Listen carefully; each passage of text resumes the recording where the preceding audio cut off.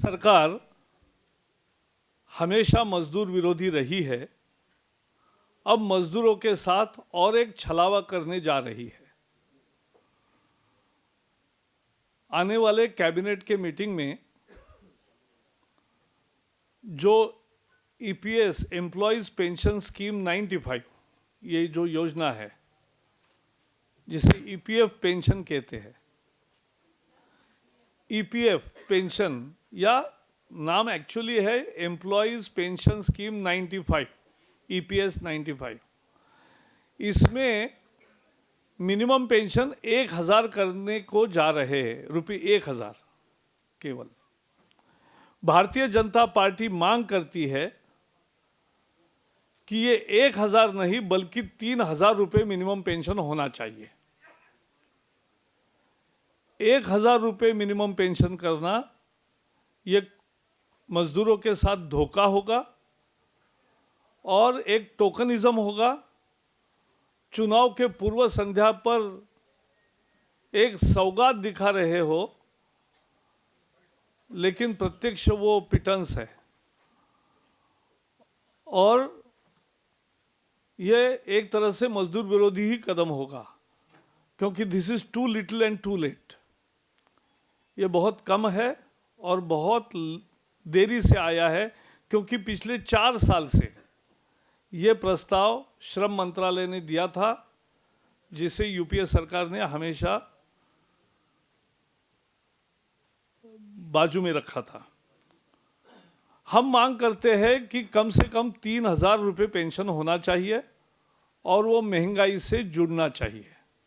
It must be index to the inflation.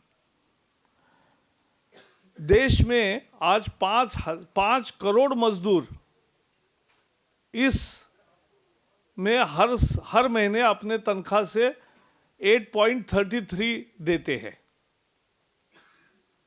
वो उनका provident fund में जमा होता है। 5 करोड़ मजदूरों के जो मालिक है वो भी 8.33 देते हैं, जो पेंशन स्कीम में जाता है, 8.33 बाय एम्प्लॉयर। लेकिन सरकार है कि जो केवल 1.16 देती है। अब ये 1000 रुपये कर, और इसलिए हो क्या रहा है, 5 करोड़ मजदूर इसमें हर महीना भरते हैं पैसा। इसके 41 लाख कर्मचारी है पेंशनधारी, और out of 41 lakhs 30 lakh get less than 1000 rupees. तो वो 1000 रुपये करने का सरकार का प्रस्ताव एक मरहम नहीं है, यह जख्म पर नमक छिड़कने जैसा है। आज के बढ़ते महंगाई में इसलिए वो 3000 रुपये होना चाहिए, ये हमारी मांग है। और ये कौन लोग हैं? 5 करोड़ मजदूर, मीडिया हाउसेस के लगभग सभी लोग। जहां 20 से ज़्यादा लोग हैं और जहां गवर्नमेंट पेंशन स्कीम नहीं है, वो सब ईपीएस 95 के कंट्रीब्यूटर्स होते हैं। उसकी सीमा थी बेसिक वेज का 6000, तो अनेक टेक्नीशियन वगैरह उसमें आते हैं, बाकी भी लोग उसमें आते हैं। तो ऐसे 5 करोड़, या पेट्रोल पंप पे काम करने वाले से लेकर, रेस्टोरेंट में काम करने वाले से लेकर, छोटे ऑफिस में काम करने वाले कर्मचारियों से लेकर सब लोग इसमें आते हैं। और पब्लिक सेक्टर अंडरटेकिंग भी बहुत सारे हैं।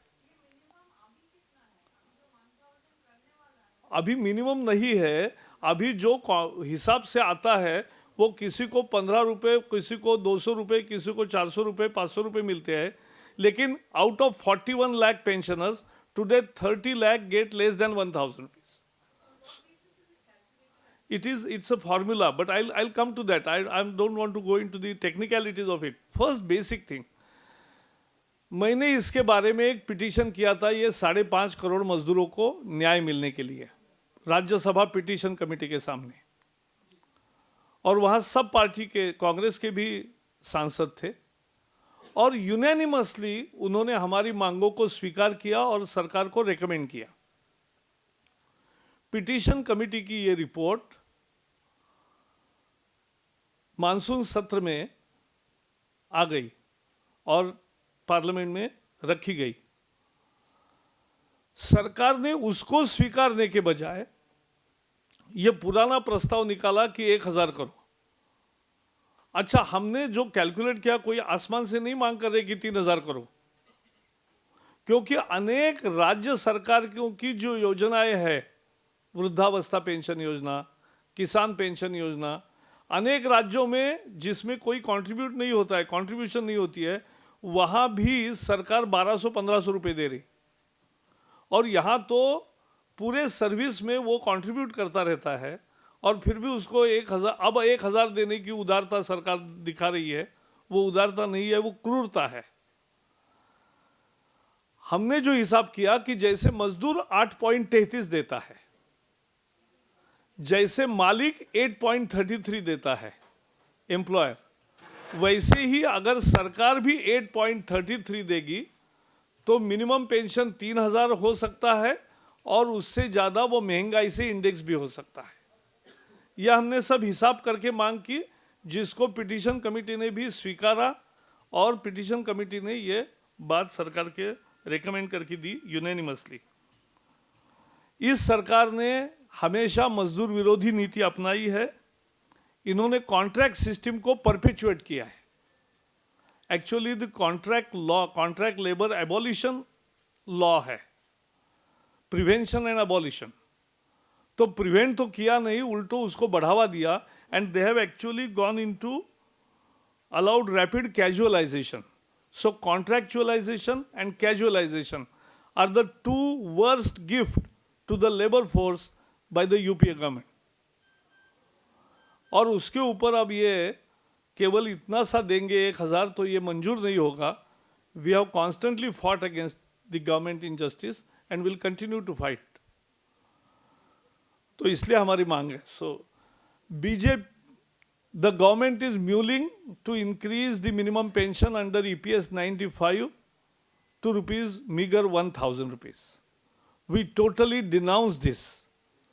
We demand that minimum pension under the Employees Pension Scheme 95 or EPF pension as people perceive it to be minimum rupees 3000 and it should be indexed to the inflation. This is because more than 50 million workers are today contributing 8.33 to this pension scheme. The employer contributes 8.33 to the pension, but government contributes only 1.16. And to make it 1000, now they are increasing from 1.16 to 1.79, a meager increase. We want that government also should contribute 8.33. This is the issue of more than 50 million labor, small labor, unorganized labor, and working in small offices, working on petrol pumps, working as technicians, low-paid technicians, and many other people in media houses, in small newspapers, everybody. And there, the government is doing injustice. We want government to contribute 8.33. Thereby, it can give 3000 rupees minimum pension indexed to inflation. And that's our demand. We are continuing with our plight. I made a special petition to the Petitions Committee, Rajya Sabha. All parties had representation on it. They unanimously upheld our demands and recommended to the government and laid the report of unanimous recommendation on the table of the House in the monsoon session.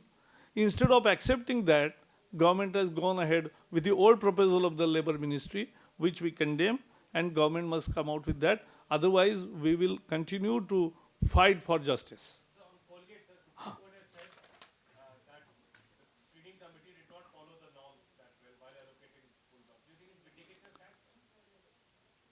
Definitely, Supreme Court statesmen on Colgate, or rather allocation of coal blocks through the screening committee method, where they have not given any reason why a particular firm is allotted a coal block, and they have not mentioned anywhere why others proposal of other companies are rejected, is a case of complete absence of due diligence. We were saying right from day one that the government because of its intentions and wanted to indulge into loot and plunder and corruption. Therefore, they did not mention any reasons to any selection or any reason to any rejection. And that was the sole proof of the corruption involved. It says about the intention of the government. And therefore, what Supreme Court has to be observed is absolutely right. The government has to take the responsibility of it, because it had actually done it in a very shabby way, because they wanted it to be a non-transparent process. Yes, thank you. हाँ, हमारे NDA के शिवसेना सबसे पुरानी partner है। अकाली दल और शिवसेना हमारे 20-30 साल के अब लगभग साथी है, और इसलिए उनमें बहुत अच्छे संबंध है। आज उद्धव जी मिले हैं राजनाथ जी को, तो ये अब चुनाव की बहुत सारी तैयारियां भी है, उसके बारे में भी चर्चा है, राजनीतिक परिस्थिति पर चर्चा है, और इसलिए ये एक अच्छी बात है।